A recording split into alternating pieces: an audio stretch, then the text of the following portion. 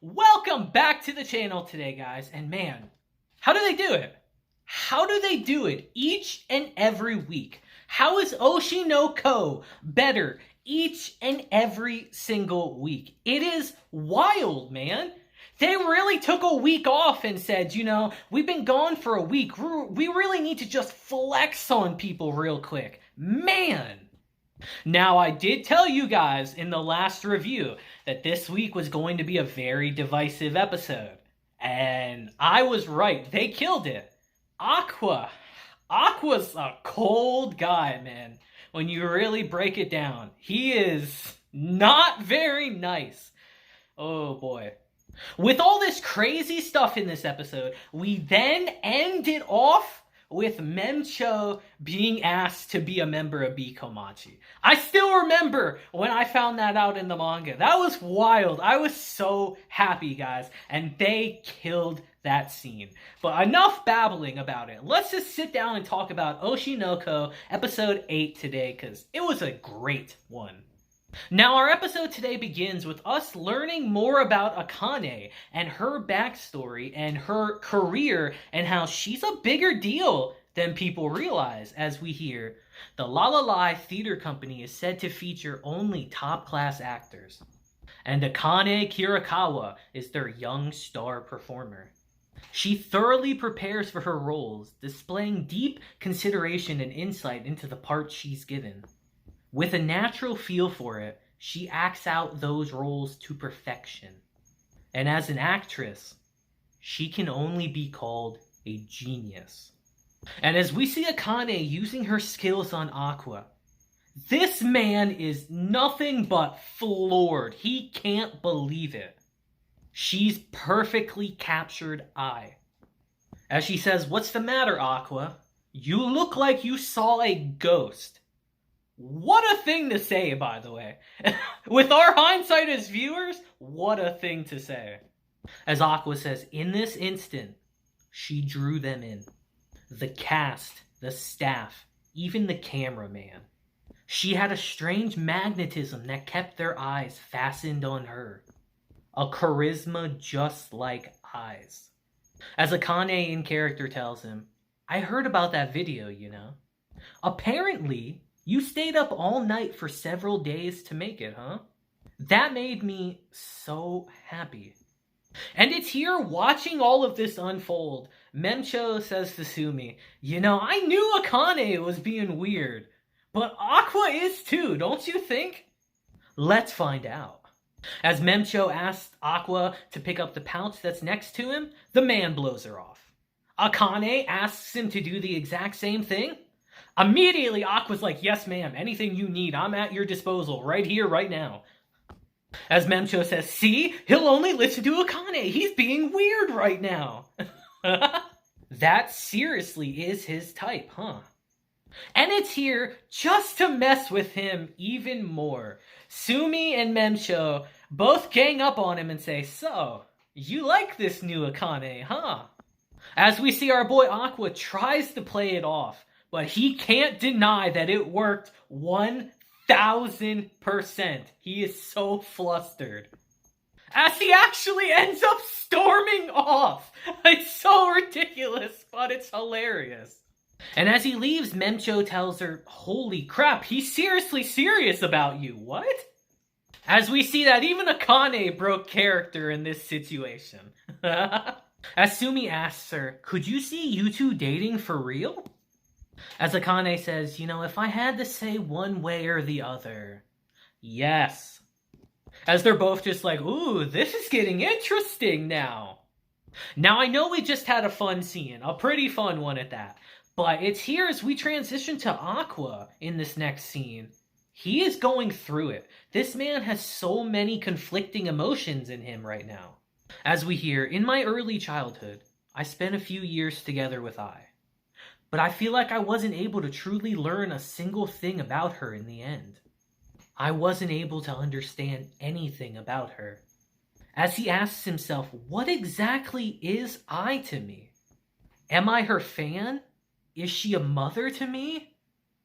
Or is it something a little deeper? Which I would say is a yes. And I really love this scene, guys, because think about it this way, from Aqua's perspective. He was someone who was a fan of hers for a couple years, I think, before. A hardcore super fan that got to know her personally in his old life. And then probably had feelings for her, probably developed feelings, and then became her kid. And she became his mother. And just the weird emotions that had to bring. Just how weird and conflicted you have to feel inside. And I think the show really captured that. Aqua doesn't know how he feels at this point. He has no clue. But it's here as we transition to Kana. We see that she is going through it right now as well.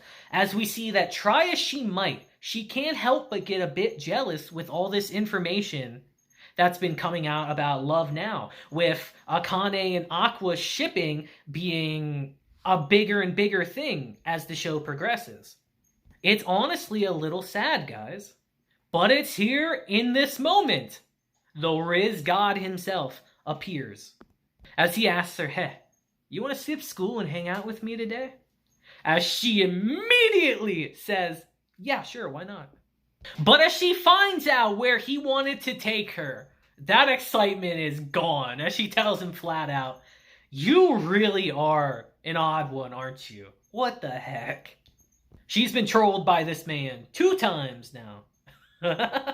And it's here as they start throwing. Kana's not exactly very good at first. As she tells him, I'm bad at this. Shouldn't you have invited someone who knows what they're doing? As she adds, what about someone from Love Now, for instance? As Aqua tells her, well, we don't get along poorly, but it's just a job. We're all not even that close. We lie and we're always calculating our next move. So I don't have many people around me who I can have an idle chat free from ulterior motives with. Then adds, I don't have to care about all that with you, though. As Kana tells him, I guess being chosen by you for that role doesn't feel that bad. But then she adds, Love Now is wrapping up filming soon, right? Level with me. Who you going for? As Aqua tells her, I see it just as a job, so it's not like that for me. But Kana's persistent as she says, you at least have a type, right? Like a thing for younger girls or older girls, huh? As Aqua eventually tells her, well, I guess I prefer them to be a little older than me. And upon hearing this, Kana's super happy because she's older. But then realizes that Akane is older too and then gets depressed. True teenage angst right here, people. And as she chucks the ball at him out of embarrassment, he says, damn, good throw. You sure you haven't done this before? As she tells him, yup, doing it with you is my first time. My very first time. This line holds very heavy implications, guys. Remember that for the future.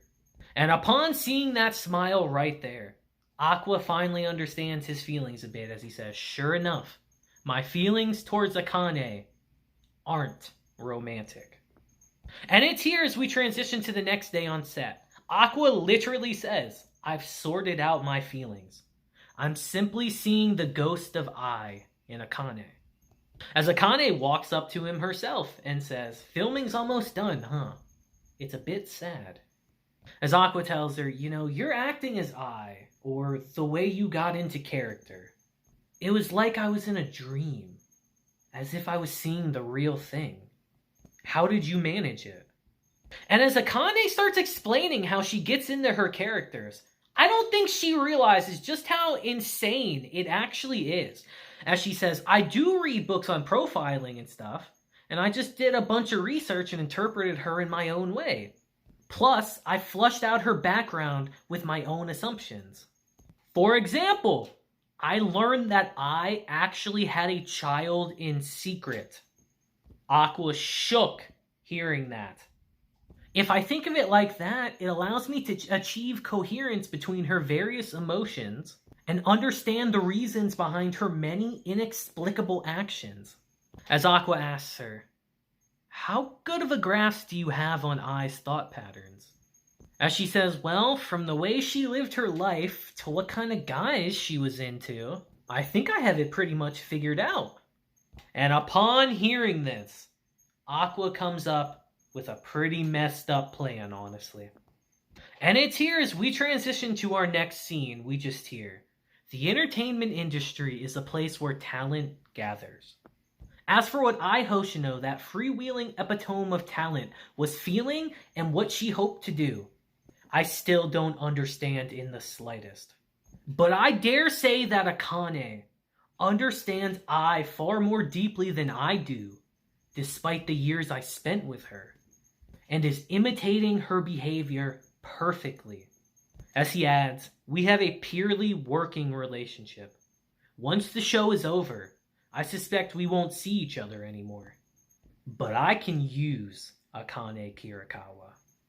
I can't just let her go now. As we see that in the finale of Love Now, Aqua does actually kiss Akane. And for all the wrong reasons. And while Akane looks genuinely happy here, we see that Kana watching at home is very upset with this. And no matter how you try to slice it, guys, it's so messed up. Because we've seen Akane. We know what she's been through. We know what kind of mental state that this girl has.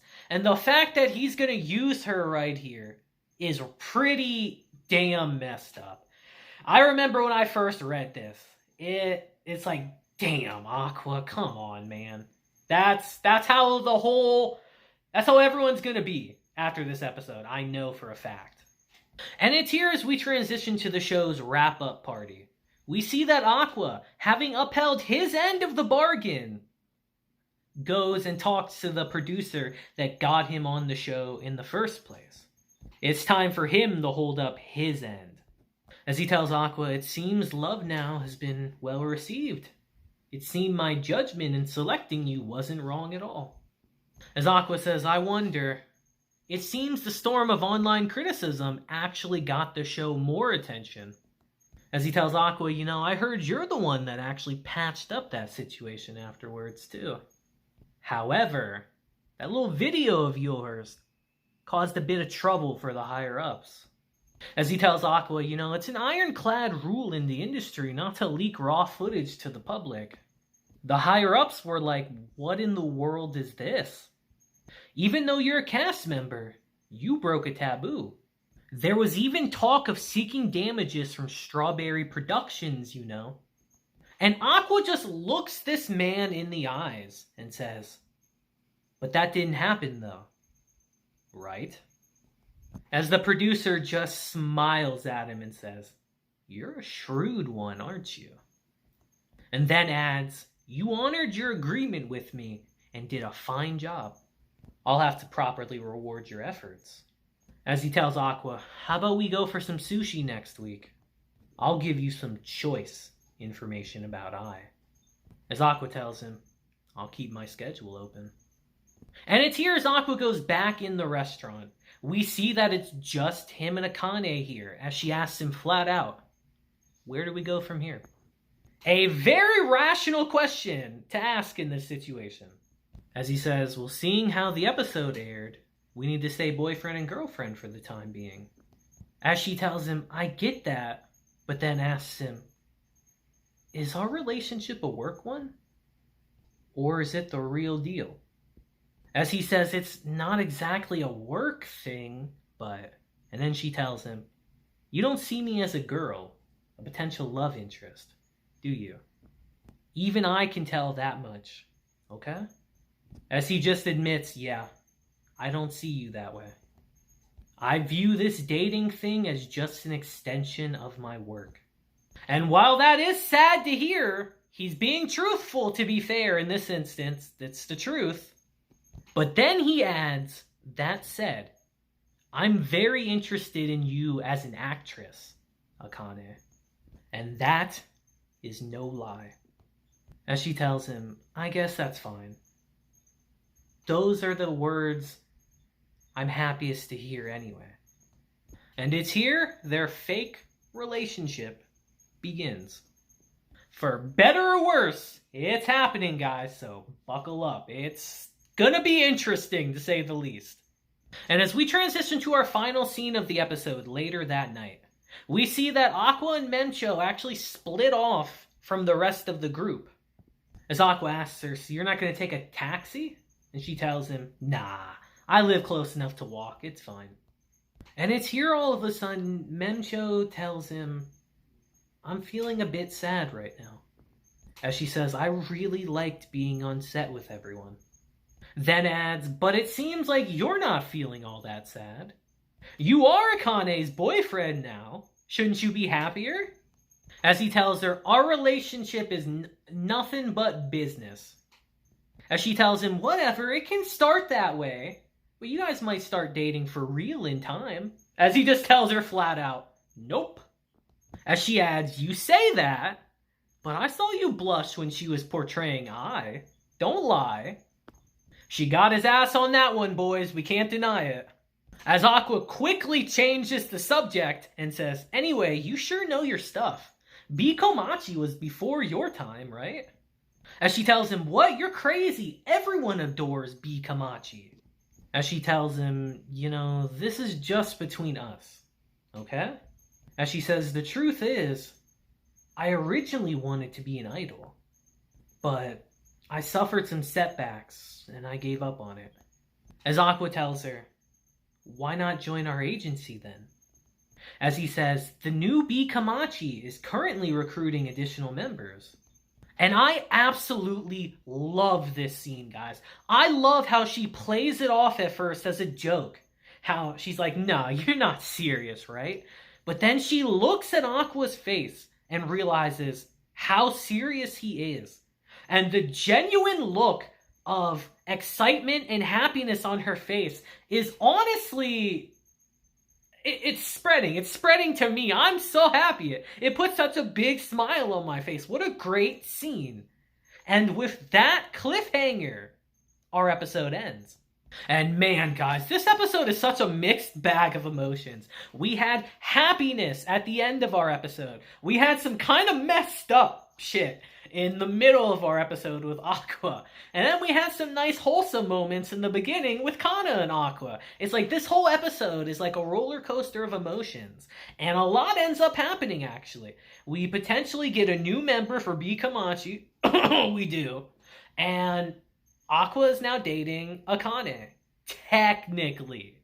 But the show's gonna be pretty different moving forward, actually. And I can't wait for you guys to see it because it's gonna be a great time. And I would love to hear your thoughts on this episode down below. The good, the bad, and the ugly, baby. I want it all down in those comments because I read them all. But yeah, guys, just what another great banger episode of Oshi No Ko. I expect nothing less. So until next time, guys, I hope you have a great day, week, month, and year. And until then, deuces, have a blessed day, and I will see you guys next time. Deuces.